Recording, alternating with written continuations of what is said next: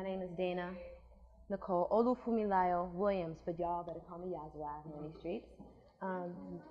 Yes, God gives me joy, and the reason why I decided to live and work under the incarnation of Yahzarah is really as ancestor worship to my grandmothers, and to also one woman I knew who was extremely strong, my stepmother who died of breast cancer 20 years ago. So Yah is after my grandmother Yahzarah, who lived in Ghana till she was 103 years old and helped raise 21 children and had 10 of her own, along with 2 other wives, which takes a whole other structure of like humility and like grace to be a part of a team effort of wives and children. And my grandmother, Irene S. Newman, otherwise known as Sarah for the S, and the flip of that is Zarah, and my stepmother Zarah, who I acquired when my mother married her ex-husband, and she became my mother and her son became my brother, which speaks to this thing of unity and love and the vibration of love that I want to put into the world through my music, which means Yahzarah means Queen Mother is the brightest star. Zarah, brightest star, Yah, Queen Mother.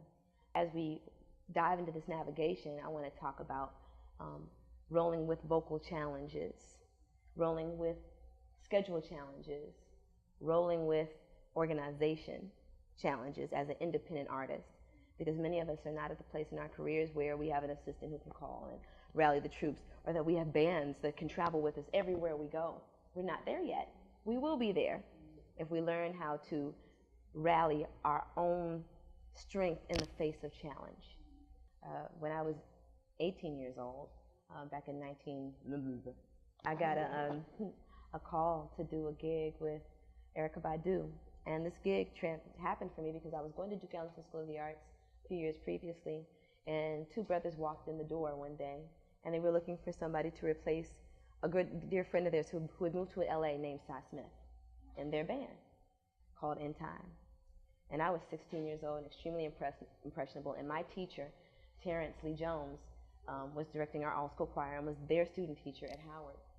And these 2 men were Eugene Young and another named Lawrence Samuel, as well as a guy named Dawu Hunt. Dawu plays for just about everybody. He's a DC staple. Some of you all probably know him. I ended up replacing Cy Smith in Time. Fast forward years later, Gino graduates from Howard University. He ends up singing background for Erykah Badu. He calls me in my sophomore year of college and tells me she wants somebody from Dallas, but he wants somebody good. And so I had to take all the money I had, clean out the accounts with my mom and I, fly with only enough money for a one-way ticket to Dallas, Texas, and not say I wasn't from Dallas, but not tell anybody that I wasn't from Dallas. And I learned 17 songs between a Sunday and a Wednesday and stayed out on the road with Erykah Badu for 7 years. And 17 songs. Thank God I was a fan who got a job, so I did have an edge, but it's quite different when you're learning the nuances of what somebody does in the studio, and I've definitely learned that even being with Lenny, the nuances. And even when teaching my backgrounds to other people, sometimes I'm sitting there when I'm teaching them saying, did I really have the audacity to do that? Now I got to teach that to somebody. I've never been afraid of losing my stuff. I feel like God put me here and gave me this voice to speak on things that concern me. I am a mother, I am a daughter, I'm a woman of color, I love my brothers and sisters, black, brown, and tan, and I want us to be protected externally and internally. So I can only speak for myself when I use my music to be that portal. I'm a child of the church, so ministry is in me. And I think that music makers are ministers. They're what they call in the Bible psalmists. Even if you don't describe to a particular faith, you do know that music is a powerful sonic weapon. People use sound waves to break ground. Who this? Excuse me, I should have turned that off. People use music as a powerful sonic weapon. And we need that. We need that in the world. And we need to not be afraid to tell our truth or to speak truth to power.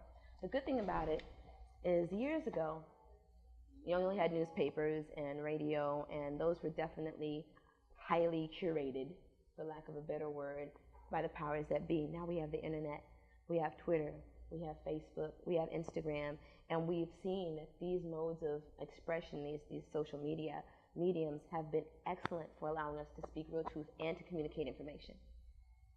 So the fear of losing your stuff really can no longer exist. And also the time is so vital right now that we can't be so afraid to lose our stuff that we don't tell the truth. Human life has weight. that needs to be carried out and needs to be spoken on. Everybody's going to be a critic. Everybody has an opinion. We are here to tell the truth. You know, music's weapon makes people fall in love, makes people make war, makes people make peace, makes people think, makes people go to an altar, cry their eyes out, take off their gold necklace, leave it at the front, and peel off the last few bills they've got in their wallet for somebody. We have to use this medium. I was saying to somebody recently that I felt like there was a systematic attack on love and union with some of these songs, like These Hoes Ain't Loyal, and just, when was the last time you heard a love song about I just want to hold your hand and touch you and build a family, come on, join the caravan of love, you know, stand up, we are one. Like, these songs are all of a sudden endangered species, like black folks have become endangered species. I went online and I started doing the numbers, and we are literally actually starting to become black, brown, and tan people an endangered species in the United States. Like, there's a genocide taking place among brown folk, Latin, Native American folks particularly, where they'll be talking about us like they talk about the Bengal tiger. If we don't start writing songs to uplift and transform the mind, you know, and the vehicle can't be anger either, because if we look at the life of Prince, if we look at the lives of some of our greatest and strongest, we said revolution is something that needs to be done with power, but also when we look, there are plenty of people who don't look like us that bled and died with us for freedoms. As I've been writing my new record, I've been focusing on personal self-love as a vehicle to peace, because we can't have outer peace until we have inner peace. The voice is a powerful thing. You know, I always go back to when I was born, my mom was told she couldn't have any children. And so she went to a church that integrated kind of Christianity in the year of the Ifa practice. And so Olufumilayo, which is one of my given middle names, came from my naming ceremony at the time. And of course they do a reading on you, and it was read that I would make music, that I would be a psalmist, I would travel the world, and that my voice would have a healing frequency in life. So for me, I'm really fortunate to kind of know what I'm here for, which is great. But also, when I'm finished singing, I am physically drained. If I don't take a few minutes to exercise, hydrate properly, literally take moments to like balance myself. You know, if you believe in chakra energy, there's chakra clearing exercises that you can do for after you get off the stage, because everybody in that audience just projected all of their greatest hopes, dreams, and pain on you for an hour and a half or 2 hours. There are people out here who are already the walking dead, dying of brokenheartedness. And it is our jobs to uplift them through music. Now, some people have an angry stance and they want to talk about that, and sometimes anger is healing. For me, it's the peace that I'm coming from. So I, in this process for writing for the Body Aquatic, had a song called Beautiful Ashes. And I think that that's probably my opus. This record will probably be my opus to peace and love and finding myself in love. But Beautiful Ashes talks about me thanking somebody for putting me through some really life-altering, debilitating shit. And me saying that life broke me down to build me up. Who knew the worst time of my life was designed to make me take flight? Now I'm having the time of my life. And I am.